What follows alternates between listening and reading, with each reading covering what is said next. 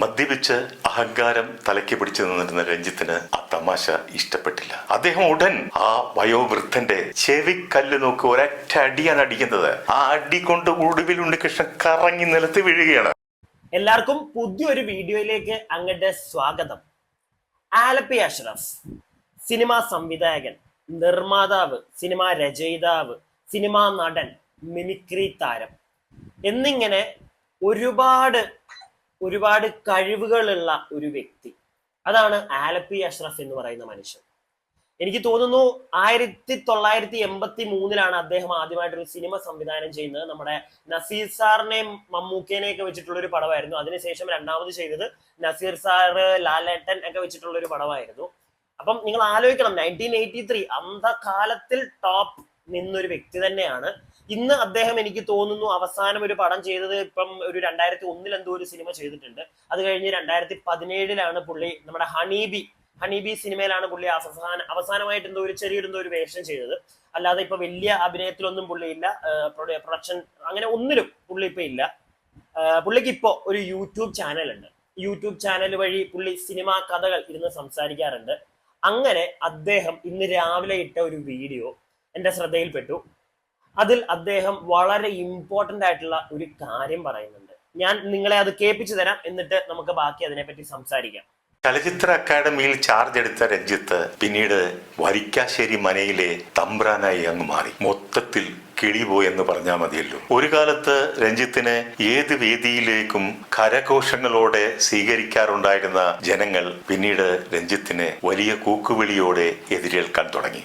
IFFKയുടെ പരിപാടിയിൽ ചലച്ചിത്ര അക്കാദമി ചെയർമാനെ കൂക്കുവിളിയോടെ ജനം എതിരേറ്റപ്പോൾ ആ കൂക്കുവിളിക്കാരെ ഉപമിച്ചത് തന്റെ വീട്ടിലെ കൊടിച്ചിപ്പട്ടിയോടാണ്. അവിടെ മുതൽ അദ്ദേഹം ഓരോരോ പരാജയങ്ങൾ ഏറ്റുവാങ്ങാൻ തുടങ്ങി. ആരാധകർ കൈവിട്ടു. ഏകാധിപത്യ പ്രവണതയ്ക്കെതിരെ ചലച്ചിത്ര അക്കാദമിയിൽ അദ്ദേഹത്തിനെതിരെ എതിർ ശബ്ദമുയർന്നു. അവരും കൈവിട്ടു. അപ്പോഴേക്കും അദ്ദേഹത്തിന്റെ പേരിൽ പീഡന കേസുകൾ വന്നു. അന്നേരം ഗവൺമെന്റും അദ്ദേഹത്തെ കൈവിട്ടു.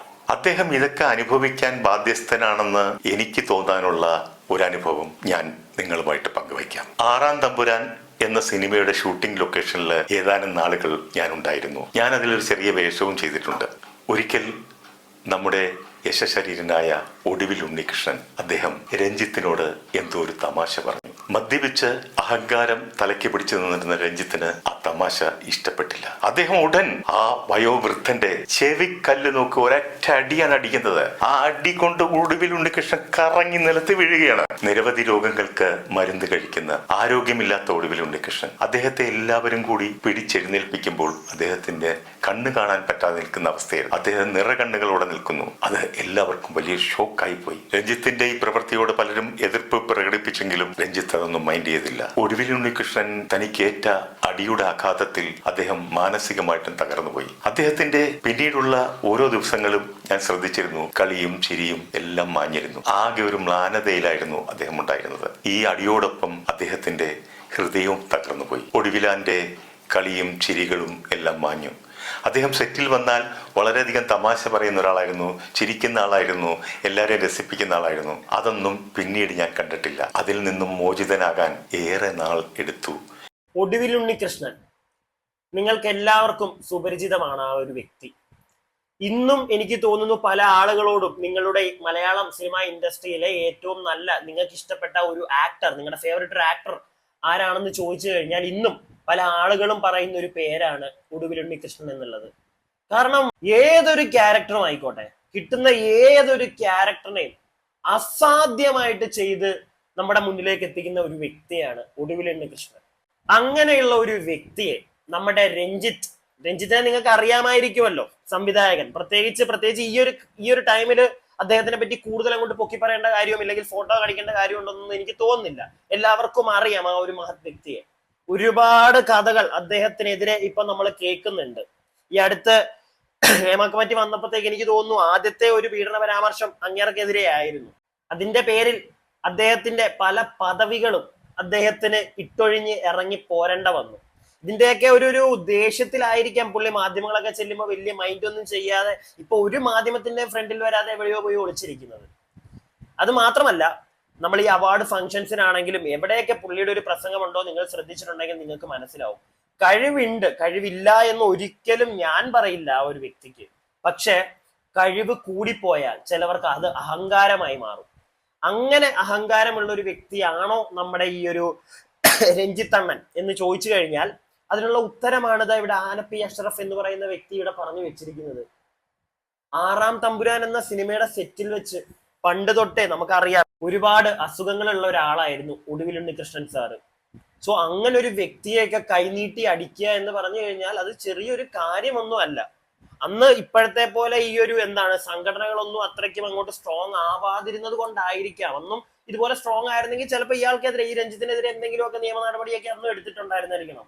പക്ഷെ അന്ന് അങ്ങനൊന്നും ഇല്ലാത്തത് കൊണ്ട് തന്നെ അയാളുടെ ഒരു തോന്നിവാസമായിരുന്നു. എനിക്ക് തോന്നുന്നു ആ ഒരു തോന്നിവാസത്തിന്റെ മറ്റേ സോക്കയുടെ തലയിൽ പിടിച്ചിരിക്കുന്നത് കൊണ്ടാണ് ഇന്നും അദ്ദേഹം പല സ്റ്റേജിൽ കയറി നിന്ന് കഴിയുമ്പോഴത്തേക്ക് അദ്ദേഹത്തിന്റെ ഒരു ഉള്ളിലുള്ള ഒരു മൃഗം പുറത്തേക്ക് വരുന്നത്, എല്ലാത്തിനോടുമുള്ള ഒരു പുച്ഛം ഒക്കെ നമ്മൾ കാണേണ്ടി വരുന്നത്.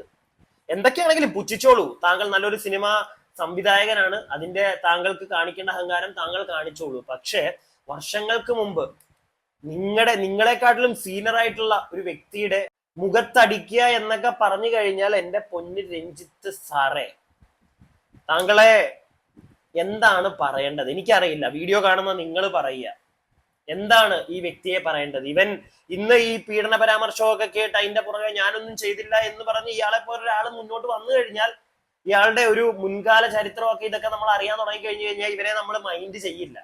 ഇവൻ ഇപ്പം ഈ ഒരു പീഡന പരാമർശം ചിലപ്പോൾ ഇതൊന്നും അല്ല, ഇതിന്റെ അപ്പുറത്തെ പീഡനങ്ങൾ ചിലപ്പോൾ ഇവൻ ചെയ്യുമെന്ന് വരെ ആണെങ്കിൽ നമ്മൾ പറഞ്ഞു കളയും. കാരണം അവന്റെ തനിക്കോണം ഇതാണെന്നതായി ഇപ്പൊ ഓരോ ആളുകൾ വന്ന് പുറത്ത് പറയുന്നുണ്ട്. പിന്നെ ഇപ്പൊ കുറെ ആളുകൾ ചിലപ്പം ആലപ്പി അഷ്റഫ് എന്ന് പറഞ്ഞ സാറിനോട് ചോദിക്കുമായിരിക്കും എന്തുകൊണ്ട് ഇതൊന്നും നേരത്തെ പറഞ്ഞില്ല എന്നുള്ളത്. അദ്ദേഹം ഇപ്പോഴെങ്കിലും മുന്നോട്ട് വന്ന് പറയുന്നുണ്ടല്ലോ. അദ്ദേഹത്തിന്റെ ഒരു ചാനൽ വഴി അദ്ദേഹത്തിന്റെ സിനിമാ ജീവിതത്തിൽ ഉണ്ടായ അനുഭവങ്ങളും കാര്യങ്ങളുമാണ് അദ്ദേഹം ഇപ്പൊ ഷെയർ ചെയ്തുകൊണ്ടിരിക്കുന്നത്. അതിനകത്ത് ഞാൻ തെറ്റായിട്ടൊന്നും കാണുന്നില്ല. പുള്ളി ഇപ്പൊ പറയുന്നു ചിലരൊക്കെ ഓട്ടോബയോഗ്രഫി എഴുതാൻ നേരത്തെ ജീവിതത്തിലെ പല പ്രശ്നങ്ങളൊക്കെ എഴുതാറുണ്ടല്ലോ, അല്ലെങ്കിൽ നടന്ന വൃത്തികേടുകളും ഒക്കെ. അതുപോലെ പുള്ളിയുടെ ചാനൽ വഴി ഇപ്പൊ കാര്യങ്ങൾ പറയുന്നു. എന്തായാലും കാര്യങ്ങൾ പറയാൻ കാണിച്ച ആ ഒരു മനസ്സിന് നന്ദി. ജനങ്ങൾ ഇങ്ങനത്തെ കാര്യങ്ങളൊക്കെ അറിയട്ടെ.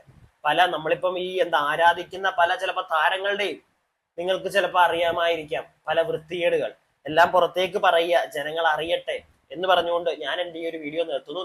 വീഡിയോ കാണുന്ന നിങ്ങളുടെ അഭിപ്രായം എന്താണെങ്കിലും താഴെ കമന്റ് ബോക്സിൽ പറയുക. വീഡിയോ ഇഷ്ടപ്പെട്ടിട്ടുണ്ടെങ്കിൽ ലൈക്ക് ചെയ്യുക, സബ്സ്ക്രൈബ് ചെയ്യാതെ കാണുന്നവർ സബ്സ്ക്രൈബ് ചെയ്യുക.